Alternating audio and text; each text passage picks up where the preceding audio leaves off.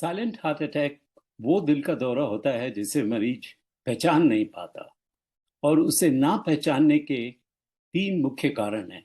एक, पेशेंट को कोई सिम्टम ही ना हो, ऑब्वियसली वो पहचानेगा कैसे। दूसरा, सिम्टम्स इतने माइल्ड हों, जैसे कि हल्का छाती में या पीछे पीठ की तरफ भारीपन, जिसे मरीज सोचता है कि ये मसल पुल हो सकता है या फ्लू के सिम्टम हो सकते हैं। और तीसरा, एटिपिकल या ऐसे सिम्टम जिसे मरीज हार्ट से एसोसिएट ही नहीं करता।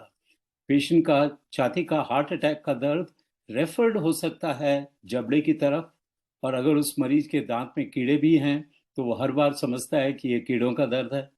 या वो गर्दन की तरफ जाता है, जिसे कई बार वो सर्वाइकल स्पॉन्डिलोसिस समझ लेते हैं। या पेट की तरफ दर्द आता है तो उसे एसिडिटी या गैस का दर्जा दे देते हैं। तो ये बहुत ज़रूरी है कि हम इस चीज़ को समझें। नाउ साइलेंट हार्ट अटैक और दूसरे जो presenting full blown heart attack होते हैं उनमें कोई फर्क नहीं है।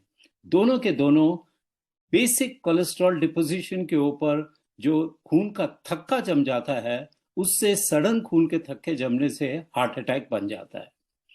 ये जनरली देखा गया है कि इमोशनल स्ट्रेस के बाद या हेवी फिजिकल एक्सर्शन, या अगर आप ठंडे मौसम के अंदर सडनली एक्सरसाइज करते हैं, अनएकस्टम्ड एक्सरसाइज स्पेशली, तो आप साइलेंट या सडन हार्ट अटैक प्रोड्यूस कर सकते हैं। साइलेंट हार्ट अटैक सोते हुए भी हो सकता है। ऑल्सो ये लेडीज में लगभग 60-40 की रेशियो में ज़्यादा है बनस्पत आदमियों के।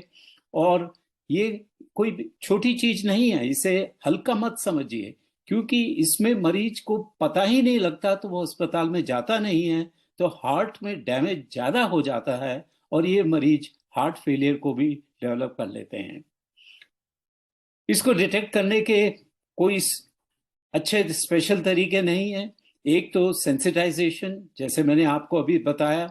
अगर आपको कोई भी ऐसा सिम्टम है जो आप एक्सप्लेन नहीं कर सकते, आपको वीकनेस है, लाइट हेडेडनेस है, डिजीनेस है, या आपको कोल्ड स्वेट्स, पसीना आ रहा है, गर्मी का मौसम नहीं है लेकिन फिर भी आपको पसीना आ रहा है, या आप किसी भी तरीके से अनवेल हो, अगर आपके पेट में बर्निंग हो और आपने कहीं बाहर खाना नहीं खाया, तो उस बर्निंग को आप एक्सप्लेन नहीं कर सकते।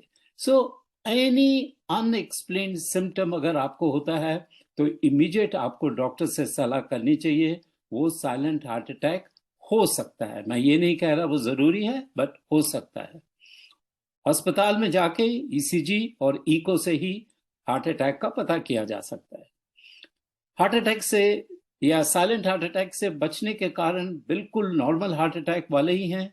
हमें जितने भी रिस्क फैक्टर्स हैं, जैसे कि हमारे कोलेस्ट्रॉल बढ़ जाता है ब्लड में, तो हमें अपने डाइट का ख्याल रखना है कि हमें सिंपल शुगर्स, मैदा की चीज़ें, मीठी चीज़ें और अल्ट्रा प्रोसेस्ड फूड जो है, जो कोला ड्रिंक्स हैं, इन सब से बचना चाहिए। दूसरा, हमें अपना वेट कंट्रोल में रखना चाहिए, स्पेशली हमारा जो पेट में मोटापा है जिसे हम विसरल ओबेसिटी कहते हैं, इसको कंट्रोल में रखना चाहिए। हमारा ब्लड प्रेशर और शुगर हमें तकलीफ बहुत लोग देते हैं, तो इनको कंट्रोल में रखिए। ऑब्वियसली तंबाकू किसी भी फॉर्म में खराब है, आपका पीना ही नहीं, सेकेंड हैंड अगर दूसरा कोई पी रहा है और उसका तंबाकू आप सूंघ रहे हैं तो वो नुकसानदायक है।